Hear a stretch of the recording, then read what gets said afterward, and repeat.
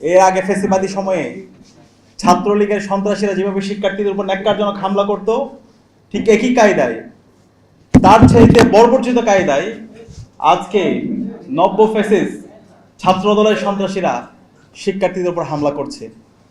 আমরা দেখতে পেয়েছি আজকে কিছুক্ষণ আগে জগন্নাথ বিশ্ববিদ্যালয়ে জুলাইয়ের একটি প্রোগ্রামে জগন্নাথ বিশ্ববিদ্যালয় কেন্দ্রীয় ছাত্র সংসদ, যকসুর ভিপি, জিএস সহ নির্বাচিত প্রতিনিধি, ইনকিলাব মঞ্চ, ছাত্র শক্তি, সাংবাদিক এবং বিশ্ববিদ্যালয়ের শিক্ষক, সাধারণ শিক্ষার্থীদের উপর এই ছাত্র দলের সন্ত্রাসীরা বর্বরচিত হামলা করেছে।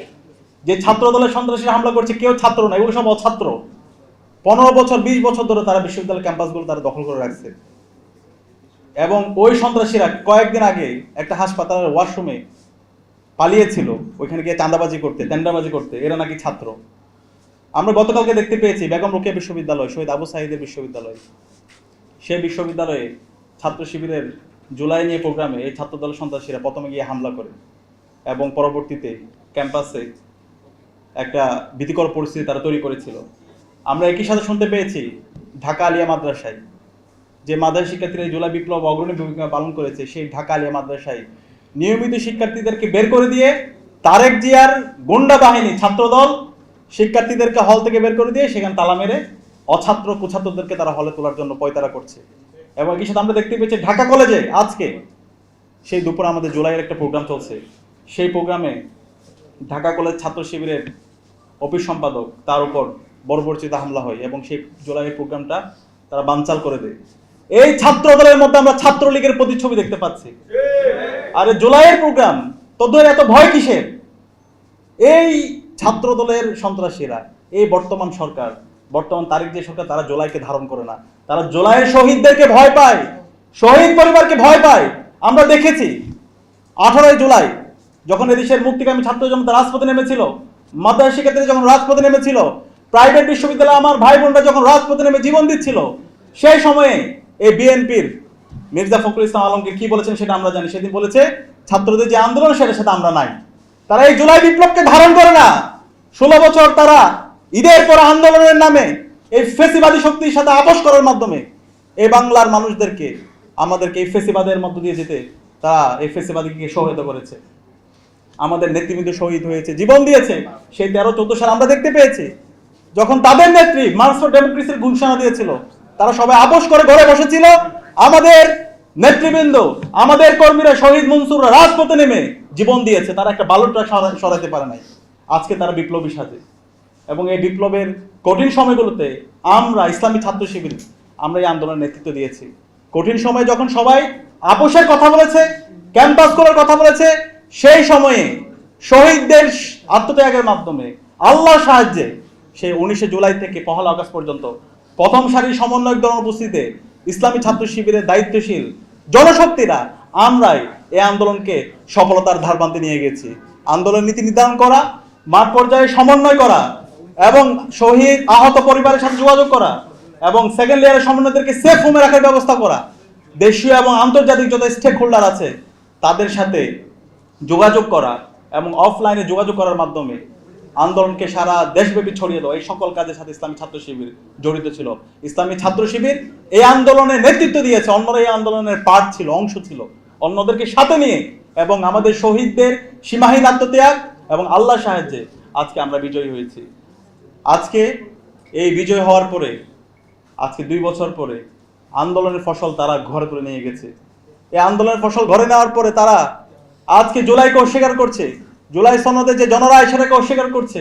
আজকে যে মাদ্রাসা শিক্ষার্থীরা এই বিপ্লবের কঠিন সময় দিয়ে রাজপথে নেমে জীবন দিয়েছে, সেই মাদ্রাসা শিক্ষার্থীদেরকে তারা অস্বীকার করে। মাদ্রাসা শিক্ষকদের সীমাহীন দীর্ঘদিন ধরে যে তাদেরকে বৈষম্যের মধ্যে দিয়ে যেতে হয়েছে, সেই বৈষম্যগুলো তারা জিয়ে রেখেছে।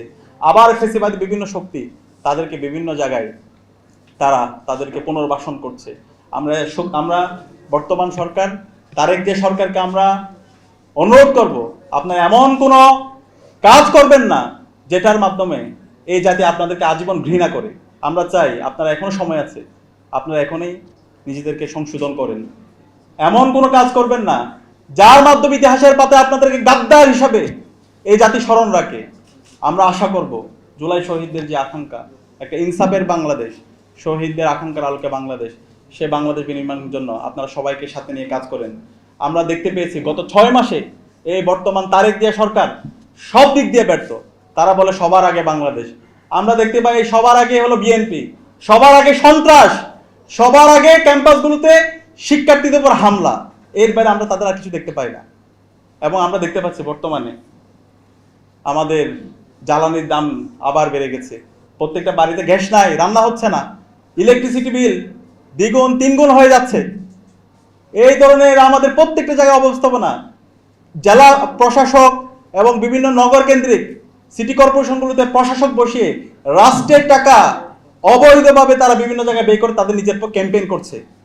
সে আগের যে দুর্নীতির মহারাজ্য তারা আগে তৈরি করেছিল সেদিকে দেশকে নিয়ে যাচ্ছে।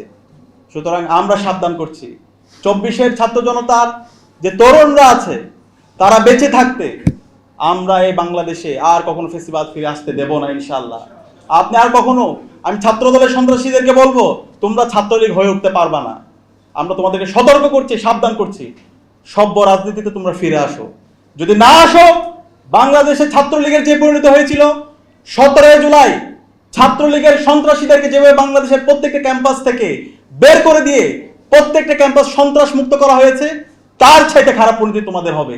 তোমরা ইতিমধ্যে দেখতে পাইছো বাংলাদেশের ছাত্র সংসদ নির্বাচনগুলো, 5টা ছাত্র সংসদ নির্বাচন হয়েছে, প্রত্যেকটা নির্বাচনে শিক্ষার্থীরা তোমাদেরকে প্রত্যাখ্যান করেছে। এবং পরবর্তীতে তোমরা সেই ভয় পেয়ে তোমরা গণতন্ত্রের কথা বলো। শাহজালাল বিজ্ঞান প্রযুক্তি বিশ্ববিদ্যালয়ের যে নির্বাচন, সেই নির্বাচনকে তোমরা আর হইতে দাও নাই। বেগম রোকেয়া বিশ্ববিদ্যালয়ের নির্বাচন তোমরা হইতে দাও নাই। আমরা দেখতে পেয়েছি পরবর্তীতে এখন প্রত্যেকটা ক্যাম্পাসে যে ছাত্র সংসদ নির্বাচন সেগুলো তারা হইতে দিচ্ছে না, তারা ছাত্রদেরকে ভয় পায়। আমরা তাদেরকে বলছি, আমরা এই ছাত্র দলের সন্ত্রাসীদেরকে বলছি তোমরা সাবধান হয়ে যাও, তোমরা সতর্ক হয়ে যাও। সন্ত্রাসের রাজনীতি এই বাংলাদেশে আমরা আর ফিরে আসতে দিব না। ক্যাম্পাসের মধ্যে গণরুম গ্যাস্ট্রুমের রাজনীতি আমরা আর এই বাংলাদেশে এই ক্যাম্পাসগুলোতে আমরা ফিরে আসতে দেব না। আমরা তারেক জিয়াকে অনুরোধ করব, আপনি আপনার এই গুন্ডাদেরকে সামলান। আমরা মন্ত্রীদেরকে আহ্বান করব, এই যারা গুন্ডা আছে সেই গুন্ডাদেরকে সামলান। যারা এই হামলার সাথে জড়িত আছে, এই হামলার সাথে জড়িত প্রত্যেককে আইনের আওতায় নিয়ে আসেন। তারা আপনাদেরকে গর্ত ফেলানোর জন্য তারা প্রস্তুতি নিচ্ছে। সুতরাং এরা হচ্ছে আপনাদের শত্রু। এই যারা ছাত্রদলের সন্ত্রাসী আছে, সন্ত্রাসীদেরকে দ্রুত সময়ের মধ্যে বিচার আওতায় নিয়ে আসেন। আমরা একই সাথে দেখতে পেয়েছি সিলেটের মধ্যে জুলাই যাত্রায় যে কর্মসূচিগুলো হয়েছে সেখানে দফায় দফায় হামলা হয়েছে। আলিফের উপর হামলা করে তার চোখ আজকে সে অন্ধ হয়ে গেছে। আজকে তার চোখ অন্ধ হয়ে যাওয়ার মাধ্যমে আজকে আমরা দেখতে পাচ্ছি এই পুরো সরকার আমাদের কাছে মনে হচ্ছে তারা অন্ধ হয়ে গেছে। তারা এই অন্যায় দেখছে না।